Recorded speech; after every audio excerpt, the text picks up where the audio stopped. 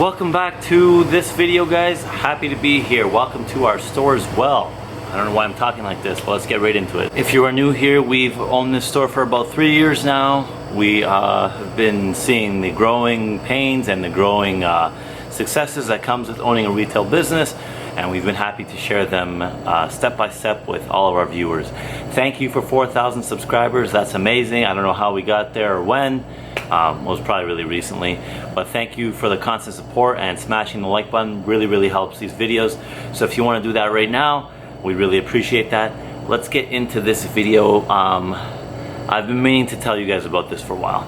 So I'm very pumped up for the 4,000 subscribers, but in the reality, you know, real life here in this store, you run into problems with doing well, and you run into problems with doing bad.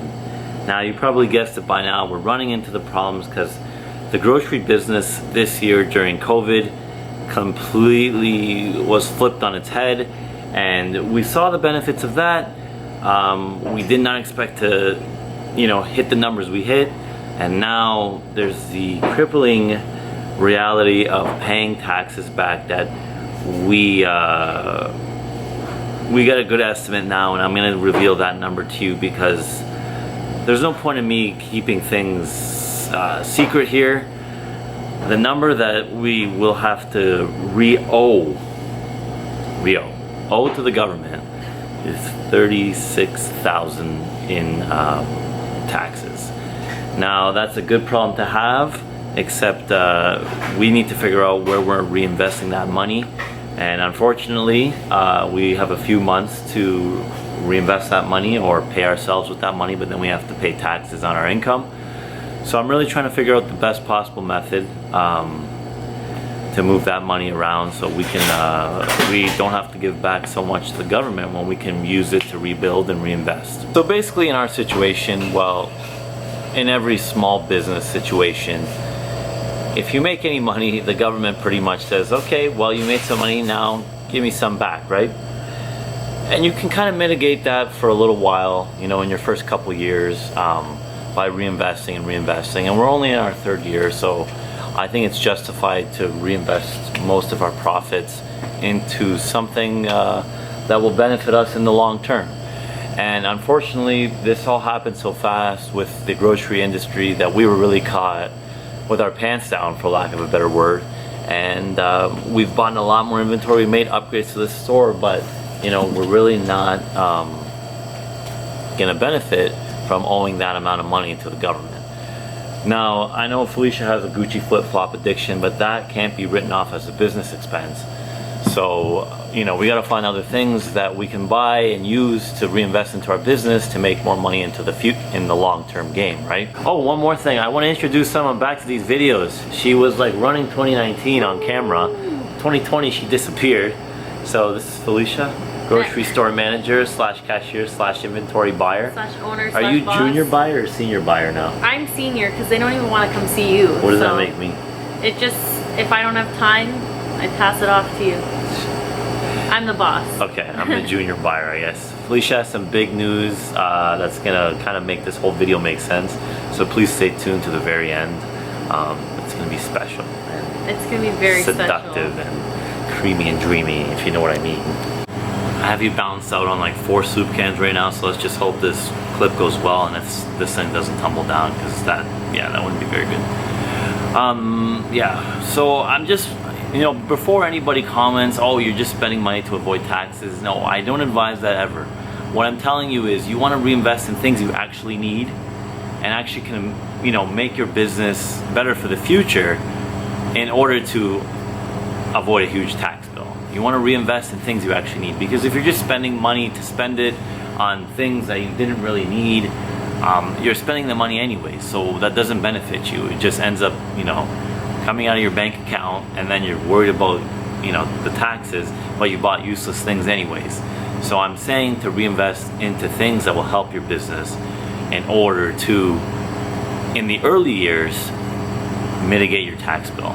So don't take it the wrong way that I'm telling you to go buy a new company car when you don't even need it, or you buy a brand new 7-door freezer when your 6-door freezer is more than enough already. You know, don't upgrade things just to do it. You need to do them logically to kind of help your business while avoiding the taxes, which is the secondary purpose of why you bought it. And you know, we've added so many of these shelves over the years, and the last 3 months I've built so many of these shelves to add more inventory into this store. And it's a good problem to have, but it's not enough. I've reinvested a lot into this store, but we can only bring in so many products before the whole place is crammed with the same items, and that's not what we want. We don't want to just buy inventory to buy it. We want to buy the right inventory. So, you know, no matter how many $100 shelves I buy and fill it with $200 worth of inventory, we're still being hit with that tax bill. And again, it's a good problem to have, but I'm trying to mitigate that and figure out what we can really do around here, so you know, we don't end up making this success into something more financially disastrous by paying so much back all at once. So another thing we added is this cooler here to keep everything fresh, everyone happy. We've upgraded this cooler as well. It needed repairs, so we ended up just changing it out. There's a lot of things that we always keep upgrading and making this space the most efficient as possible. And sooner or later, I think we'll reach a point where we really can't fill it anymore, we really can't upgrade it anymore. But, you know, there's this ongoing joke now that, you know, we have going on, that we're overfilling it, it's too crowded. And I don't see it that way. I'm gonna fill this store until the fire marshals tell me it's a fire hazard. I'm gonna fill it with things that sell and get the most bang out of our buck for the rent we pay every single month. So, you may think I'm crazy with, you know, that theory, but I'm telling you, in retail, if you watch these stores with plans to open a retail store, make sure you spend a good amount of money on inventory. You need to make your store look as full as possible. And inventory will not hurt you unless, you know, it doesn't sell or it's perishable. There's always someone that will come and buy something if it suits your market. If it suits your niche and your market, there will be someone along that comes and buys it. You need to invest your money in inventory to make you more money, right? This is why you're here. This is why you're in business, right? You know, you want to have products, you want to make it worth it for people to come in. Because honestly, the silent killer in retail is, you know, people looking around and realizing this place isn't worth their time because it doesn't have what they want, or even if it doesn't look full, people just feel like it's not worth their time.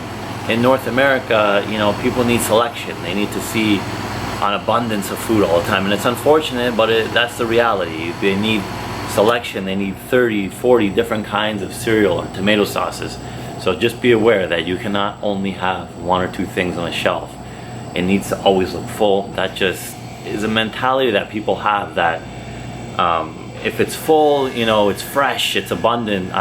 It's a thing in psychology that, you know, when you see a lot, you know, there's enough to go around for everyone, so let's grab it and go. I don't know why it works, but we learned that the hard way when we first opened, and that's a whole nother rant for another video. And I know in these videos, these coolers are very, very loud when they're running. It's summertime still.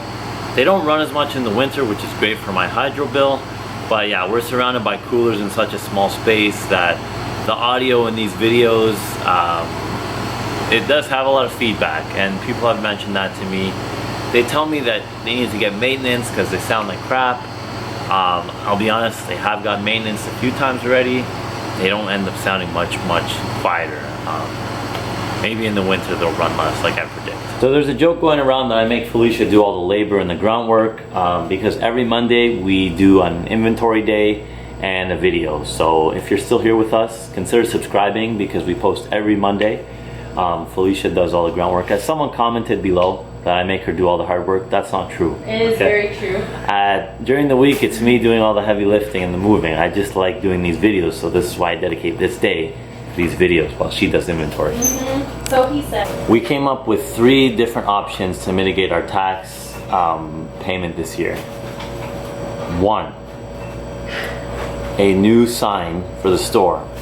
Mind you, that will only run us between $3,000 and $4,000, but it will definitely benefit this business because our sign right now is very low visibility. It doesn't attract too many people. It's our original sign with our original logo. It's kind of faded because of the sun. In other words, it's cracked. that's something that we need to do as well, regardless of taxes or anything else. Second thing we really need for this business is a 3 to 4 door freezer. This is to start carrying ice cream, frozen pizza, you know, gluten-free buns. What else did you want to carry in the freezer? Ice cream. You know, fish, and things that we're missing in the store. Everything. We need a freezer. People love convenience and oven food, and that's what we're missing in the store. So that's still only going to run us $4,000 to $5,000. That could be paired with the sign, but I don't think it's going to be big enough and help us as much as I wanted to. So there's one kind of thing we really held off on and telling you guys this year. Felicia, did you want to tell them yet what we want to do with our store's profits? Give them 2 hints. 2. It's a branch off of this business. It's a whole separate business. One more hint. Give them 3 because we love these guys.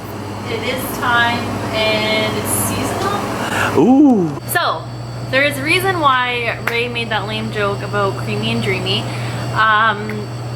We are trying to invest our money into something, and we have decided to kind of branch off from our business. And what we want to do is something seasonal. And before I get into any details, which I probably won't get into specific things, we have decided and we hope to open up a creamery. No, an ice cream shop. Why did I call it that? Anyways, it's an ice cream shop. God, why did you call it that? I don't That's know. so weird. I don't know. Anyways, so it's an ice cream shop, and it does make sense for our business. Number one, we are already hooked up with a lot of local suppliers, so we already know where we're going to be getting our product from. And I can definitely use product from here, like these lovely spotted bananas for those banana splits, and a lot of other things that we have here. So that is one of the main reasons. And another reason is it doesn't have to be a year-long thing unless we decide to make it like a full year-round business. But as of right now, we're thinking just seasonal. It'll be like under the umbrella of our store. Yeah. So it'll be under like, it'll be named by. Yeah, we also have to incorporate our business as well. So that's what we're gonna do. Yep. And we're hoping that this works out by the end of the year because small space, you know, quaint. Hopefully it really picks up in our city. We have a lot of ideas. We've been doing a lot of research on it too. So I want to make it different. We got the equipment people. We got the wholesalers for the cones. I got my bananas. You got all the fruit we need. Yeah. That's where I think we're going to be taking this. It's going to be run by Felicia and maybe 1 or 2 staff. I'll be obviously helping and manning this. We're doing some fun stuff, guys. I get so motivated just thinking about, you know, the possibilities for us in business with this channel, and, you know, everything else that, yeah, it's just been a good time. I'm enjoying it. And it's weird because I never thought I would enjoy business, and now that I'm in it, like, I don't want to leave it. I have all these ideas in my head that I want to like pursue and hopefully do in my lifetime. If it's not this year, maybe next year and whatever. So there's a lot to do. Yeah, and we have a lot of ideas, so and this is definitely one. Yeah, we're gonna be focusing on for 2021. Yeah. Stay tuned. That's gonna be it for this one. I think we revealed everything we wanted to for now. I do have a name, sorry, but I can't tell you. Yeah, and we'll show you the location we're thinking of in the next video. If you made it this far, you might as well subscribe. We're doing a lot of fun stuff. There's a lot of things we want to do in our life. So, you know, who knows how long this channel will run? 30, 40 years? Maybe. Maybe our grandkids will take a hold of it. Yeah. Okay, bye. Enjoy your creamery. Bye.